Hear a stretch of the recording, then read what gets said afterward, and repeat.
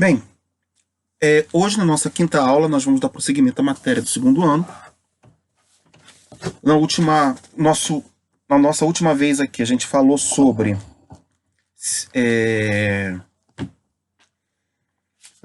os modos, os tipos de atividade racional, né? Ou seja, a gente falou as modalidades de conhecimento. A gente falou que conhecimento pode ser, para um ensino médio, acho que já é um bom gancho para entender algumas questões importantes.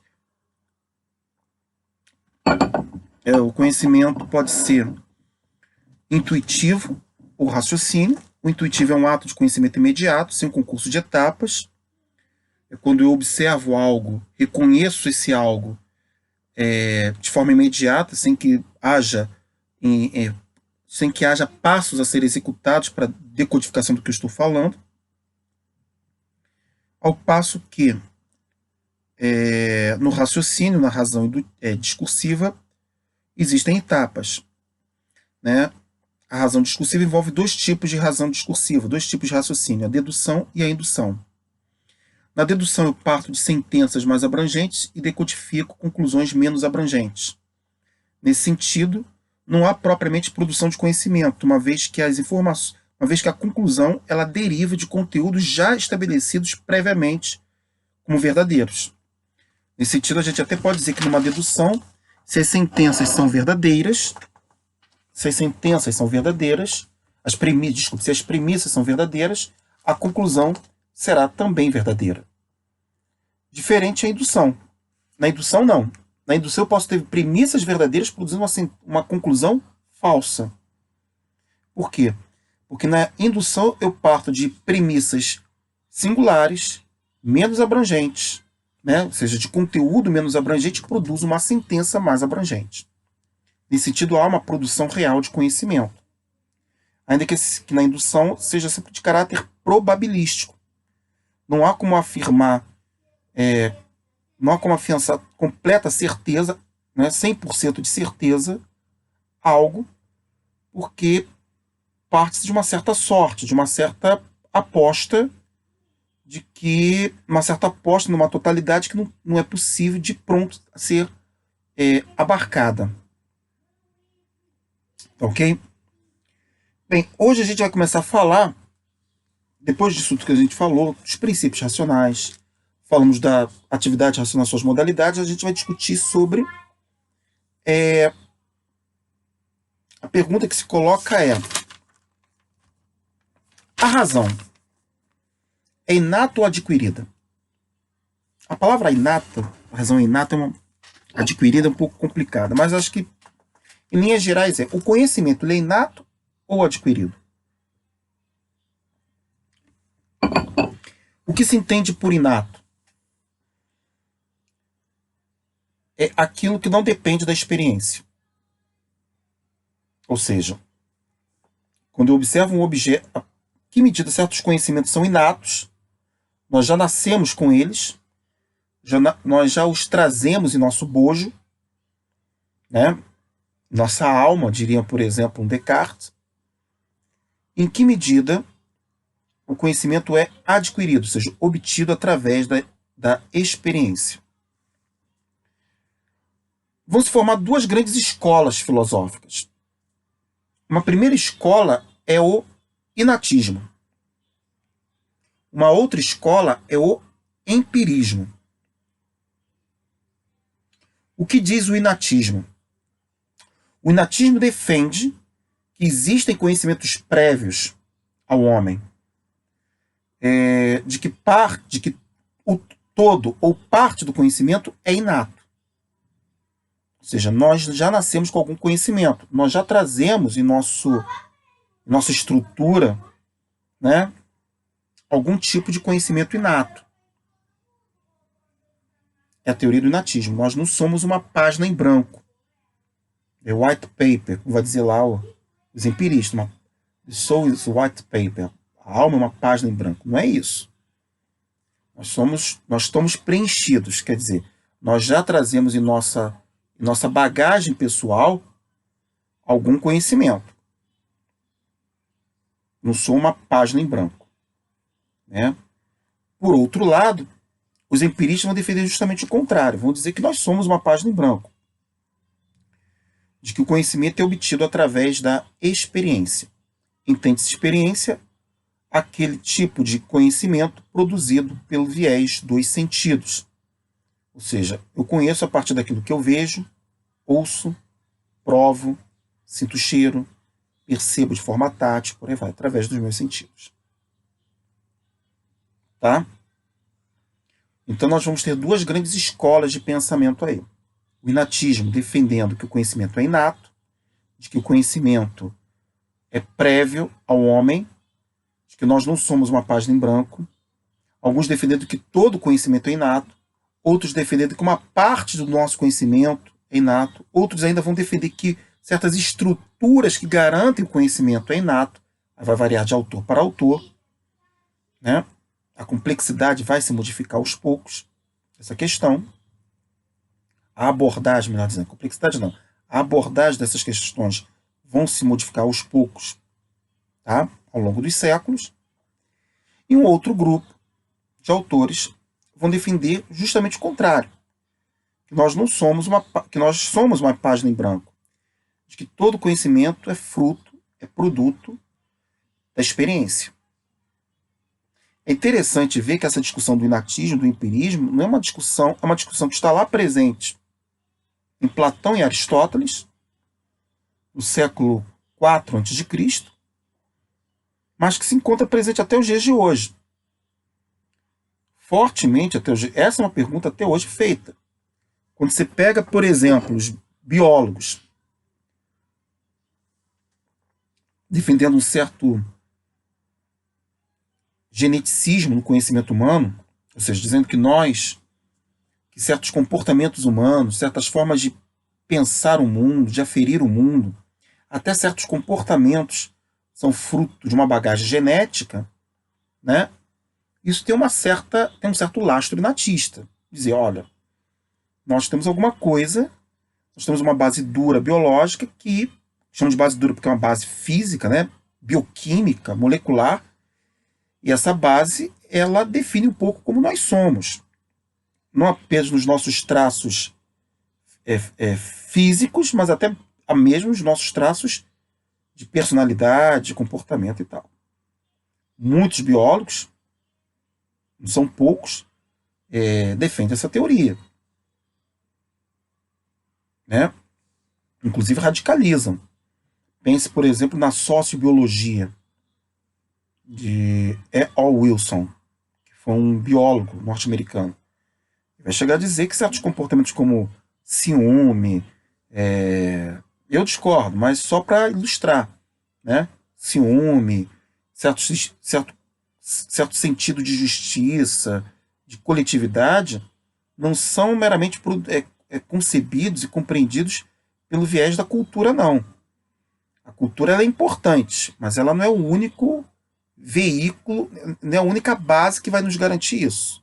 Teria uma base genética aí própria, em vista do fato de nós sermos primatas, com uma certa bagagem típica dos primatas, que são seres geralmente societários, comunitários. Os primatas, gorilas, humanos, orangotangos, os chimpanzés costumam viver em sociedade, em comunidade, isso tem uma bagagem genética. Então, se você olhar por esse prisma, isso é um discurso claramente natista.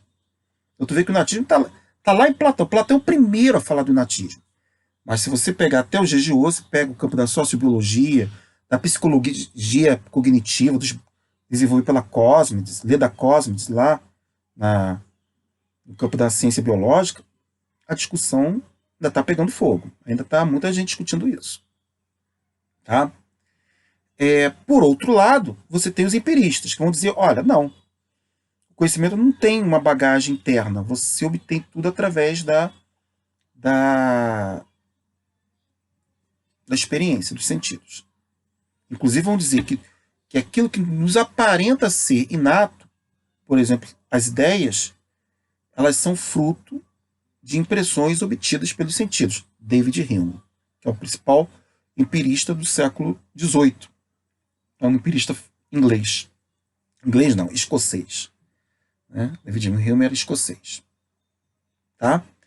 Então a discussão é bem ampla. E a gente vai ficar um bom tempo falando sobre isso. Os empiristas, os natistas versus os empiristas. Por quê?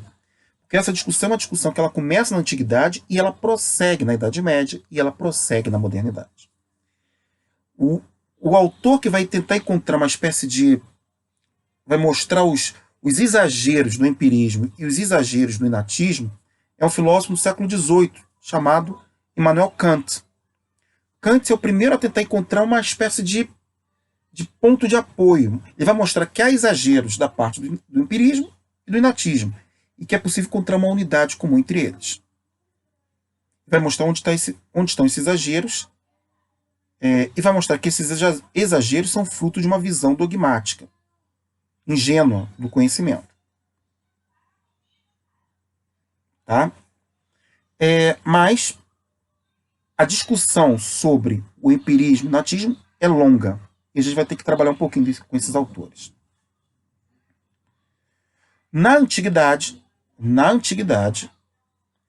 a discussão do empirismo começa com...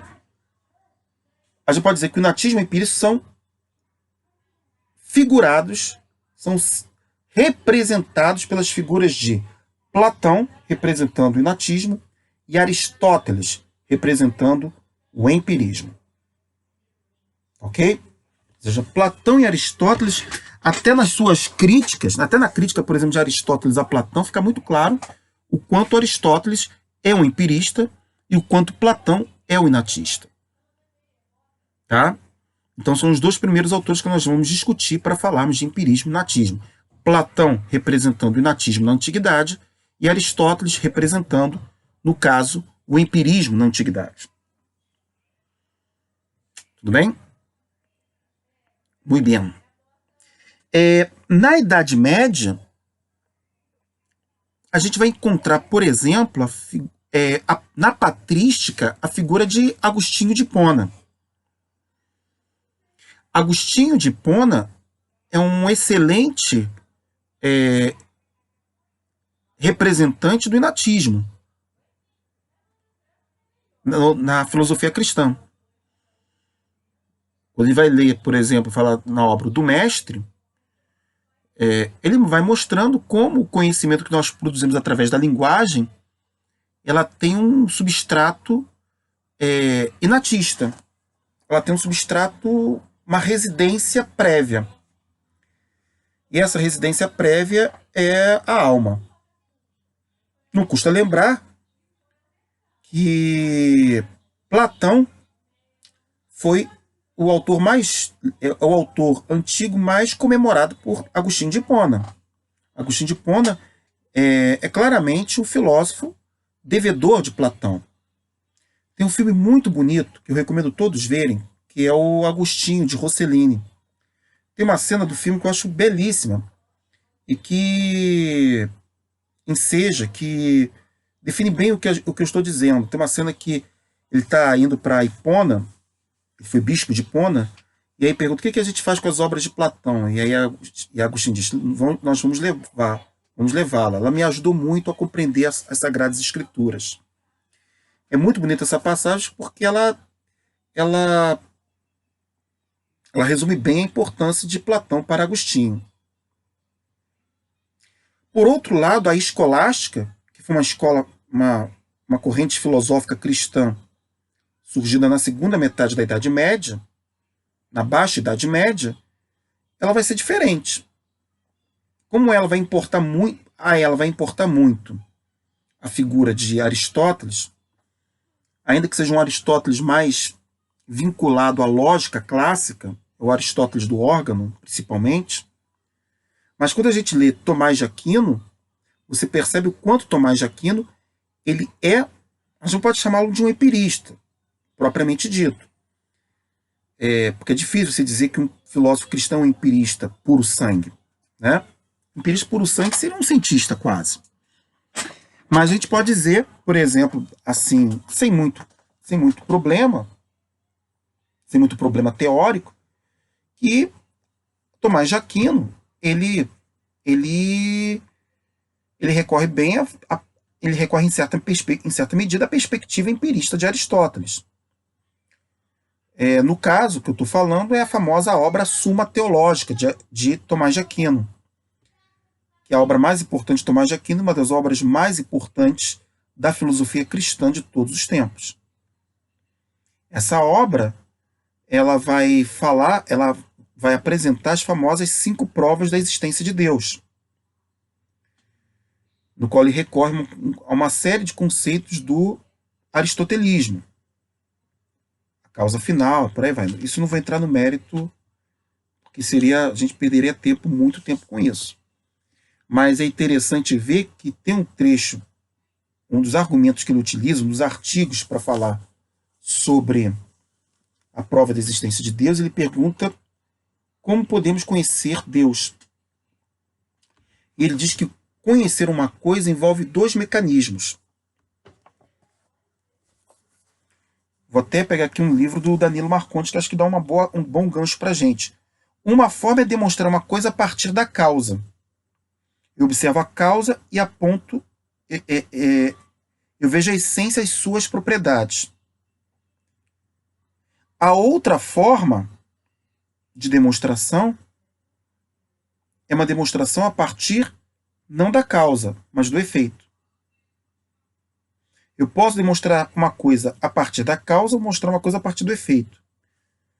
Tentando entender isso, eu posso mostrar uma coisa, olha, tá vendo essa causa? Olha o efeito que ela produz, eu explico esse fenômeno. Uma outra forma é você, observando o efeito, você observando as propriedades do efeito, você consegue identificar as características da causa. Ele vai dizer, olha, para conhecer Deus, eu não tenho como conhecer Deus a partir de Deus. Ou seja, eu não tenho como conhecer Deus a partir da causa. Por eu não sê-lo, para começar. Mas eu posso demonstrar a existência de Deus a partir do efeito. O efeito pode me apontar para a causa. Tá? É o que eles chamam de quia. Ou seja, observação, explicação de algo a partir dos efeitos. A causa explicada a partir do efeito. O que é interessante sobre isso?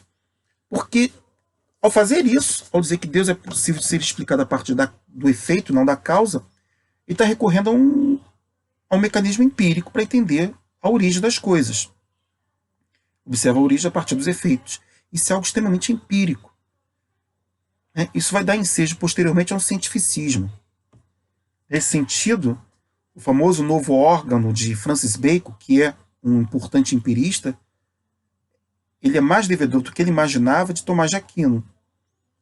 Porque Tomás de Aquino já estava ali, muito antes, já dizendo, olha, o efeito, ele é a primeira coisa que eu observo. E o que é a primeira coisa que eu observo? A experiência. Tá? Então a gente pode colocar, até mesmo na Idade Média, você tem autores mais tendentes ao inatismo e mais tendenciosos ao empirismo.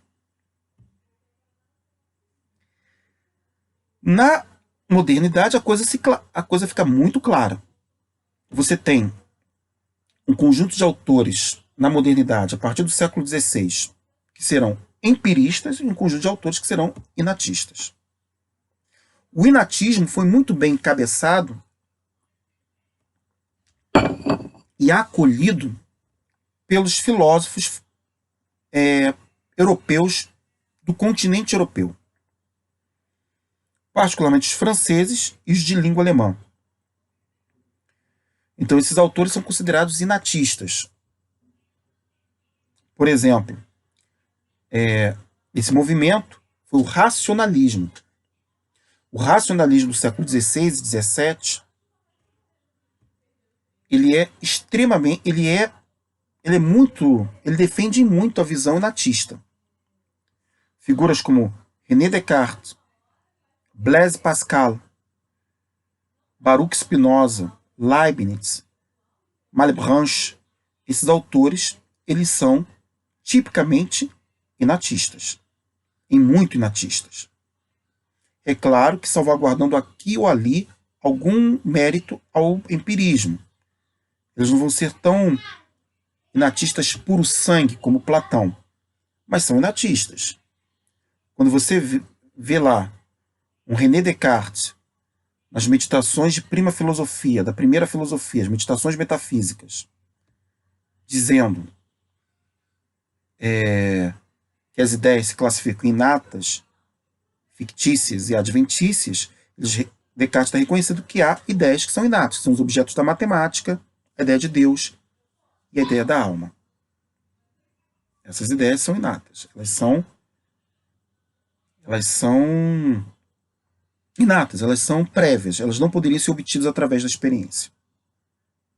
É claro que ele reconhece que há um conjunto de ideias que obtém através da experiência, suas ideias adventícias. Mas o que eu quero mostrar com isso? Que o inatismo defendido no racionalismo, na modernidade, não é tão radical como a gente vai ver lá em Platão.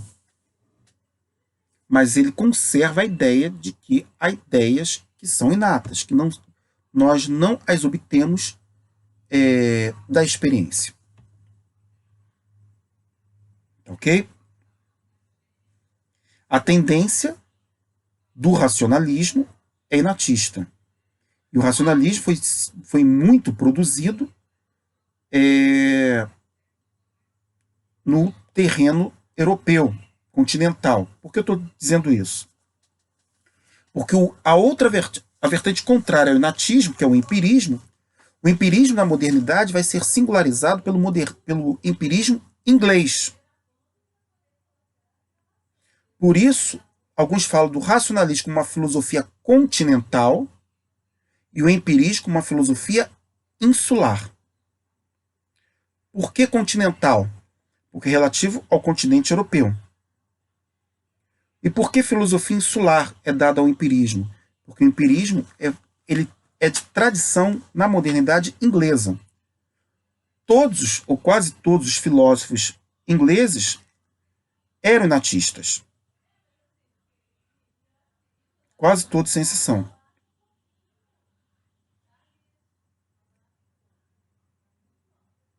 Para começar, o seu primeiro autor inglês conhecido, que é Francis Bacon. Francis Bacon, George Berkeley, John Locke, David Hume, são autores ingleses, de língua inglesa, melhor dizendo, né? O David Hume jamais admitiria ser chamado de inglês, ele é escocês, mas são autores de língua inglesa que vão defender a tese de que o conhecimento é obtido através da experiência. É importante alertar também que essa visão, essa perspectiva empirista, ela não apenas vai estar presente na Inglaterra, como ela vai atravessar o oceano. Ou seja, aqueles que serão as colônias revoltosas, né? Ou seja, os Estados Unidos da América, por ser uma colonização de origem inglesa, uma colonização de base inglesa, vai muito congregar parte dessa visão empirista. Então a gente até pode dizer que na Inglaterra você tem o empirismo, você vai ter uma escola posterior que é o utilitarismo, assim como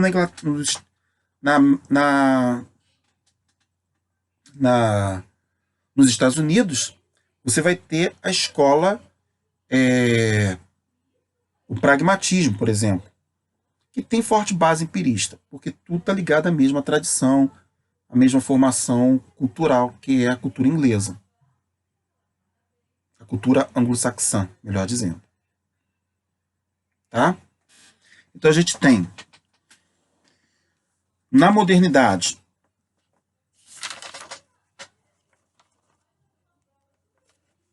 a gente tem, quando se pergunta, a razão é inata ou adquirida? A gente tem duas grandes tradições, uma tradição empirista e uma tradição inatista. A tradição inatista, vamos começar pelo inatismo, vai afirmar que o conhecimento ele é obtido através de... o conhecimento é prévio. Nós já trazemos conosco certo conhecimento. Essa é a tradição inatista. Ela está presente na antiguidade, ela está presente também na Idade Média e principalmente na modernidade. Quem encabeça na antiguidade essa visão é Platão. A gente pode dizer que a patrística, uma boa parte dos filósofos cristãos eram inatistas. E uma figura importante sobre isso é Agostinho de Hipona. E na modernidade, o inativo vai ser representado pelo racionalismo. Ok? O racionalismo de Descartes, Malebranche, que mais? Que agora está me faltando a memória. Descartes, Malebranche, Leibniz, Spinoza. É interessante também observar que geralmente são matemáticos. A matemática vai ser uma linguagem que muito vai se discutir o quanto ela tem rastro empírico. Boa parte dos autores vão defender que a matemática é um sistema de medidas que não tem base empírica. Pelo contrário, ela que propicia a estruturação e a compreensão do empírico. Ela não é empírica, ela não representa uma realidade efetivamente física do mundo. Do outro lado, nós vamos ter quem? Só para fechar, os empiristas. Os empiristas nós vamos ter, na antiguidade, a boa representação é Aristóteles. Na modernidade, na Idade Média, a gente tem o próprio Tomás de Aquino. E na modernidade, nós vamos ter os filósofos, a chamada filosofia continental, em oposição à filosofia insular dos empiristas. Tá? A gente vai ter a filosofia insular como representante do empirismo. John Locke, George Berkeley, é uma tradição inglesa, que não apenas está presente na Inglaterra, mas inclusive vai ser importada nos Estados Unidos. Isso continua. O próprio cientificismo, que explode na Inglaterra, tem sua raiz no empirismo, na ideia de que através da experiência podemos conhecer as coisas. Tudo bem? Hoje a aula é um pouquinho menor, porque a matéria é um pouco mais curta, porque senão eu teria que começar a falar de Platão. E Platão dá um tempo aí de uns 40 minutos. Platão é um autor longo, extenso. Tá? Então, a próxima aula a gente vai começar a falar do primeiro inatista, que é Platão. A gente começa a falar de Platão na primeira aula, e depois a gente segue com Aristóteles, a gente vai fazer essa ponte, antiguidade, Platão e Aristóteles, um inatista versus um empirista. Depois a gente segue na modernidade, a gente vai começar a falar da modernidade, de Descartes e bola para frente. Tá? Grande abraço para todos.